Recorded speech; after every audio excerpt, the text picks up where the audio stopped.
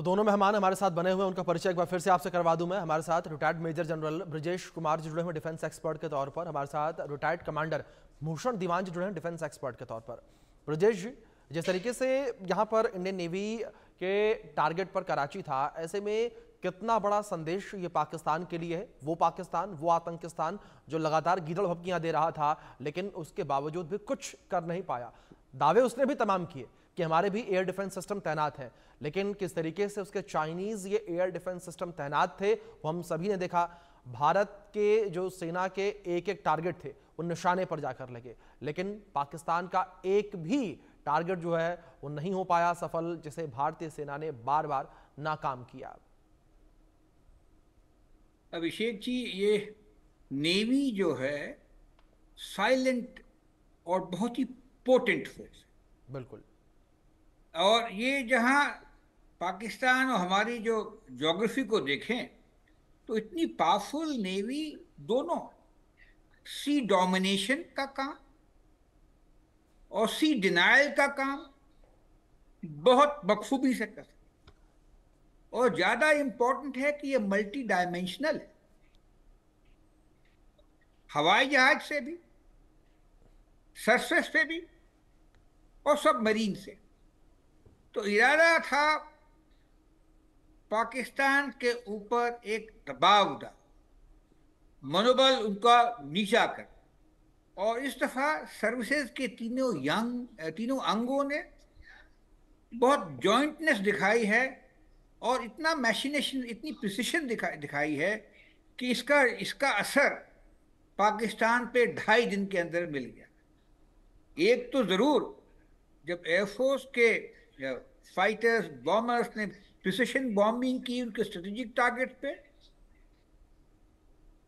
LOC के ऊपर में आर्मी के शेलिंग और दबाव, और इंडियन नेवी की जो बेड़ा जो है वो कराची के ऊपर में, इन तीनों ने बहुत अच्छा इनके ऊपर दबाव डाला होगा। यही शायद कारण है कि 2.5 दिनों के बाद में डीजीएमओ पाकिस्तान ने हमारे डीजीएमओ को संपर्क किया, जबकि हमारे डिप्लोमेटिक चैनल्स बंद थे। तो ये रहा सिनर्जी का कमाल, ये रहा हमारी जो साइलेंट सर्विस है और जो कि बहुत पोटेंट है। और इसमें हमको मौका भी मिला कि पूरे रेंजेस हैं, जैसे सुना आपने डायरेक्टर जनरल नेवल ऑपरेशन, अपने कोऑर्डिनेशन किए, फायरिंग की, तालमेल किया, मिसाइल का क्या कहते हैं, टॉर्पीडोज का, बाकी गन्स का। तो एक बहुत अच्छा एक्सरसाइज भी का मौका भी हमको मिल गया। तो ये कहें कि नेवी का बहुत तगड़ा प्रभाव रहा है पाकिस्तान सरकार के मनोबल को कमजोर करने का। और जी। वैसे भी सेना का काम है तोड़ फोड़ के, डिस्ट्रक्शन करके उनका मनोबल तोड़ना, ताकि वो डिप्लोमेटिक स्टेट पे आ जाए, उनसे ब्रजेश जी, बातचीत बड़ी सही होके बात कुछ आपने कही, मसले। जिस तरीके से आपने जिक्र किया कि मनोबल तोड़ देना। मनोबल तोड़ने को लेकर एक बात भी यहाँ सामने आती है। अगर यहाँ पर भारतीय नेवी और पाकिस्तानी नेवी को लेकर कंपेयर किया जाए तो भारतीय नेवी की ताकत करीब करीब 3 गुना से ज्यादा है पाकिस्तानी नेवी से। भूषण जी, क्या यही वजह कि जो पाकिस्तान का कह सकते हैं कि एक भ्रम था, वो भ्रम टूटा, चकनाचूर हुआ? क्योंकि अगर युद्धपोत को लेकर भी बात कर ली जाए तो भारत के पास 150 से ज्यादा युद्धपोत तैनात हैं, जो कि काफी ज्यादा आधुनिक है। दूसरी ओर अगर पाकिस्तान को लेकर बात की जाए तो पाकिस्तान के पास ये नंबर 50 से 55 का केवल। अभिषेक जी, युद्ध वो अच्छा जो बिना लड़े जीता जाए। जी। युद्ध बहुत महंगा होता है, एक एक मिसाइल लाखों में जाती है, करोड़ों में भी जा सकती है, और ऑपरेट करने में भी कितना खर्चा आता है। और दूसरी बात, युद्ध की सबसे बड़ी चीज ये है, देखिए यूक्रेन रूस का युद्ध शुरू हुआ 3 साल हो गए। शुरू हुआ था, लगता था हफ्ते में 10 दिन में खत्म हो जाएगा। क्यों? कहाँ रूस, कहाँ यूक्रेन। सवाल ये है, युद्ध में जैसे चक्रव्यूह होता है, आप घुसना जानते हैं तो आपको भी पता होना चाहिए निकलना कब है।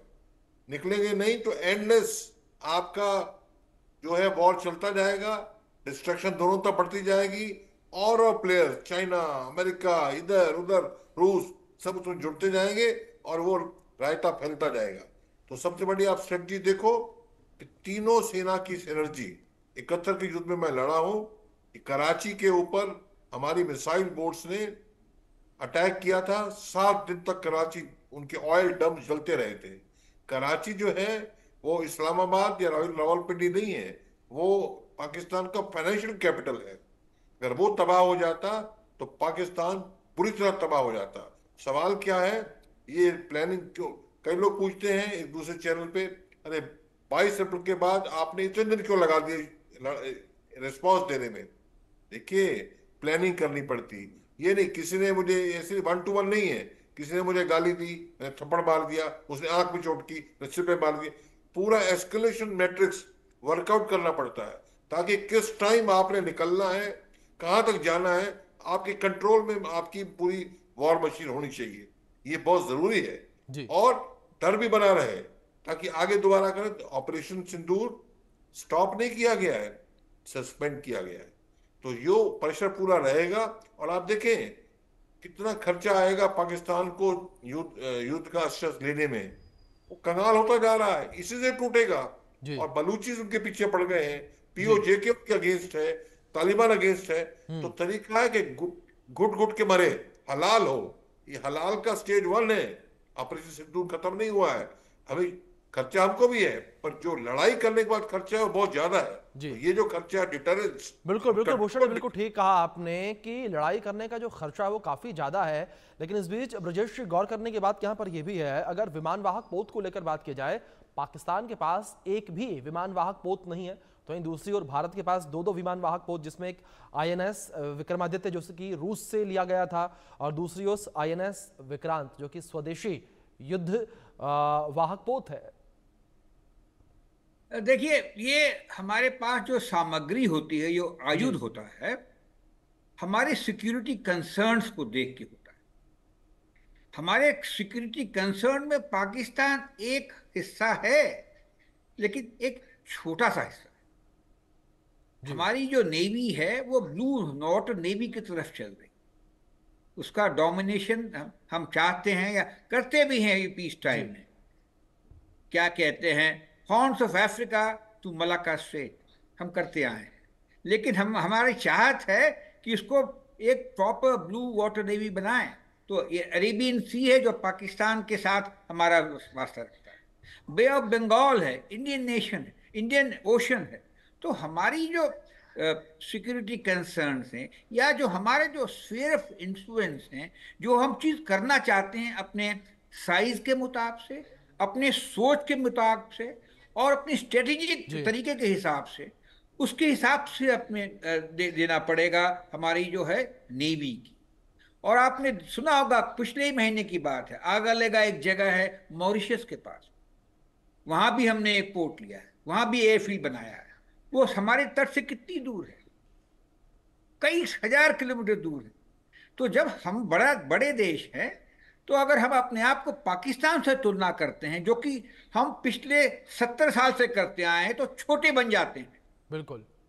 हमारा जो सोच है, हमारी जो जगह है दुनिया में, काफी ऊपर है। और हम चाहते हैं कि इसका ख्याल